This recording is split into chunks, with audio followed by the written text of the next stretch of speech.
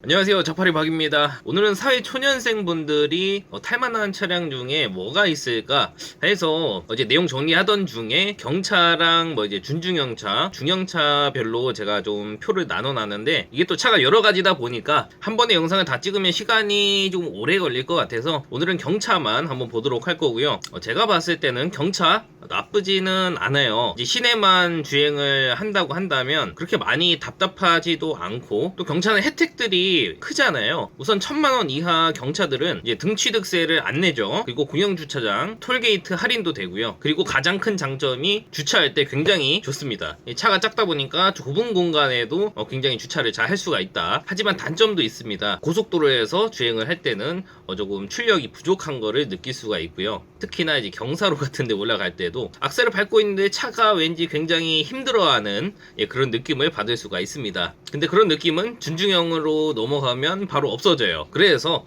제가 생각했을 때는 단점이 출력이 부족한 거 빼고는 차량 내부가 조금 좁은 것 정도? 그거 빼고는 크게는 없는 것 같고요. 이 딜러 전산 보면서 차량 시세 한번 보도록 할 텐데요. 제 영상 첫 부분에 항상 말씀드리는 딜러 전산 카매니저 환경 설정 조작에 대해서 잠깐 설명해드리고 넘어갈 거고요. 알고 계신 분은 뒤로 건너뛰기를 해주시면 되겠습니다. 이제 수도권에서 차량을 구입을 하게 되시면 딜러와 만나서 전산을 보실 텐데, 이와 같은 카매니저라는 딜러 전산 사이트를 같이 보게 되실 거고요. 이제 그 딜러가 로그인을 하게 될 거고, 로그인 하게 되시면 오른쪽 위에 마이 페이지라고 있습니다. 여기를 누르게 되시면요, 왼쪽에 환경 설정이라고 있습니다. 그리고 여기서 비밀번호를 다시 재입력하게 되시면 여기에 기본값에 0원으로 되어 있는 것을 항상 확인을 하셔야 되세요. 만약에 여기서 기본값이 아니라던가, 아니면 여기 가격이 0원이 아니고 50만원, 100만원 이런 식으로 금액이 올라가 있다 하시면 그 딜러는 거르시면 되고요. 다른 딜러를 찾아가시면 되겠습니다. 그래서 항상 이 부분을 보여줄 수 있는 정직한 딜러를 찾아가시기를 말씀드리는 부분이고, 근데 실제로 오셔서 이 부분을 보여달라고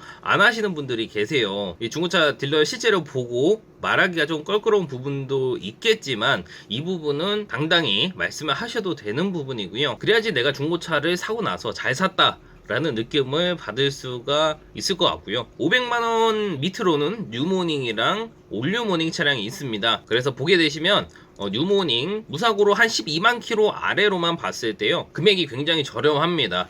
지금 100만원대도 있고요. 이제 200만원에 5만 킬로짜리도 있어요. 그래서 내가 모아놓은 금액은 많이 없지만 가성비 있게 내가 몇 년 타고 아예 폐차할 거야 하시는 분들은 뉴모닝 나쁘지 않아요. 제 친구가 예전에 일하면서 이 차를 타고 한 2년, 3년 정도 타고 다녔었는데, 그때 아마 한 7만 킬로인가 8만 킬로 정도에서 차량을 구매를 했었는데 잘 타고 다녔어요. 그래서 저는 아예 싼 경차로 보신다면 뉴모닝 나쁘지 않습니다. 그리고 이 다음에 나온 올뉴모닝이 있어요. 올뉴모닝은 300만원에서 한 500만원 사이 정도면 충분히 괜찮은 차량으로 보실 수가 있고요. 500만원까지 굳이 안 가더라도 한 400만원대 정도만 가도, 지금 보시면 여기 8만 킬로짜리 진주 색깔에 390만원짜리도 있잖아요. 내비는 없지만 후방 카메라는 있네요. 룸미러에. 이제 요즘에 내비는 스마트폰으로 많이 보기 때문에 이런 식으로 룸미러에 장착을 해서 후방 카메라를 볼 수 있게끔 요즘 많이 장착을 하세요. 그래서 500만원까지 굳이 안 가고 한 300에서 400만원대 정도에서도 충분히 할만한 차량으로 구매를 하실 수가 있는 부분이고요. 이제 그 다음은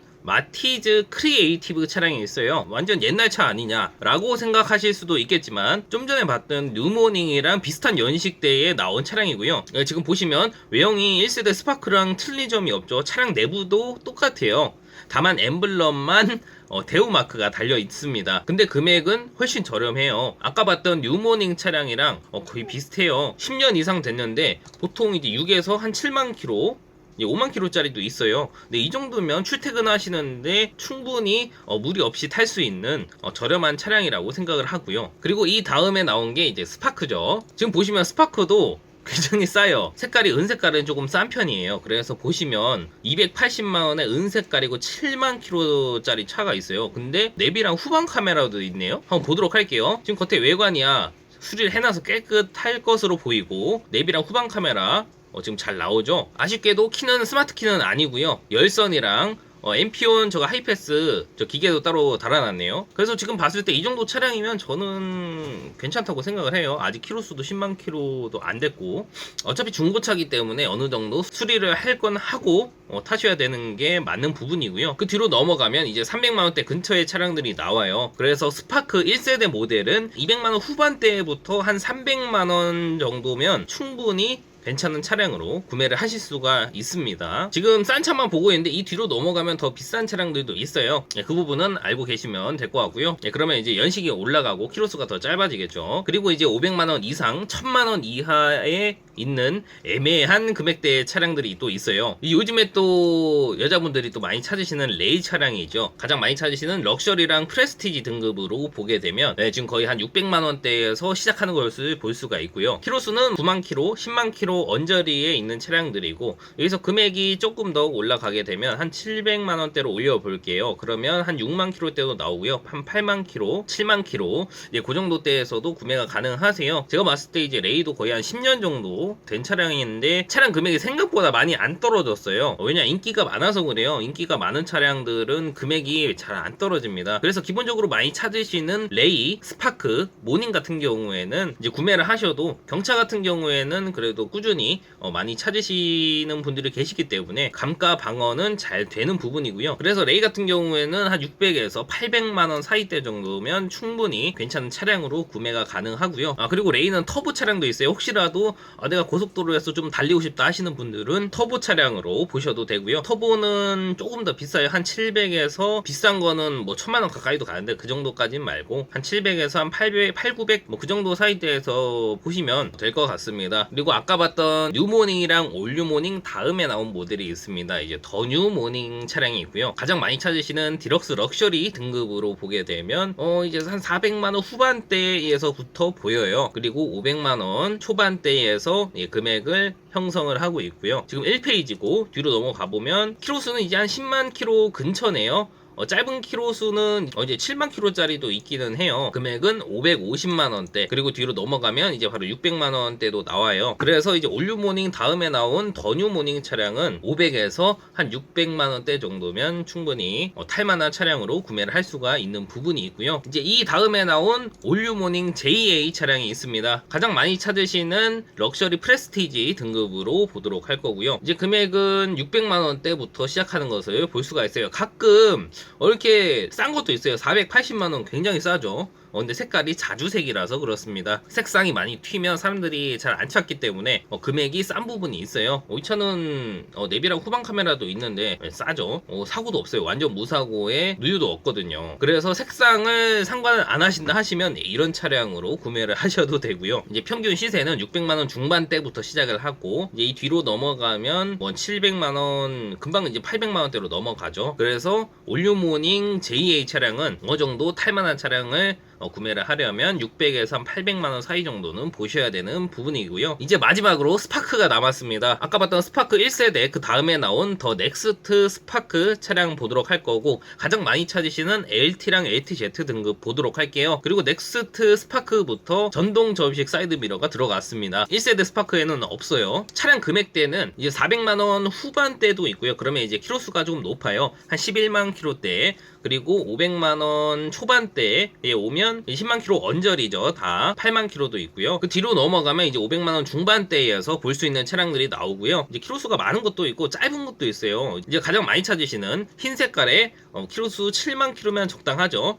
그 바로 밑에 5만 킬로짜리도 있어요. 그래서 570만원 정도면 넥스트 스파크 16년도에 출고된 차량이고 5만 5천 킬로 주행한 이 차량도 보실 수가 있다는 거죠. 겉에 외관 깔끔하고 내비랑 후방 카메라가 있네요. 근데 아쉽게도 시트가 직물이에요. 이런 차량들이 있어요. 근데 나는 직물 시트도 괜찮아 하시는 분들은 이 차량 추천해드립니다. 내비랑 후방 카메라가 다 있잖아요. 근데 직물 시트가 조금 아쉬운 게 이제 때가 잘 타는데 잘 안 지워지는 거죠. 그래서 자세히 보시면 약간 얼룩 같은 게 살짝 보여요. 그래서 가능하면 직물보다는 가죽 시트가 좋습니다. 그리고 이 뒤로 넘어가면 이제 한 600만원대 차량도 있겠죠. 한 600까지 가면 키로수가 그렇게 많이 안 짧아져요. 근데 2만 키로짜리 차량도 있네요. 한번 보도록 할게요. 근데 아무것도 없어요. LT 등급인데, 그래서 더 넥스트 스파크 같은 경우에는 한 500에서 600만원 되면 충분히 탈만한 차량으로 구매를 하실 수가 있는 부분이고요. 이제 그 다음에 나온 더 뉴 스파크 차량이 있습니다.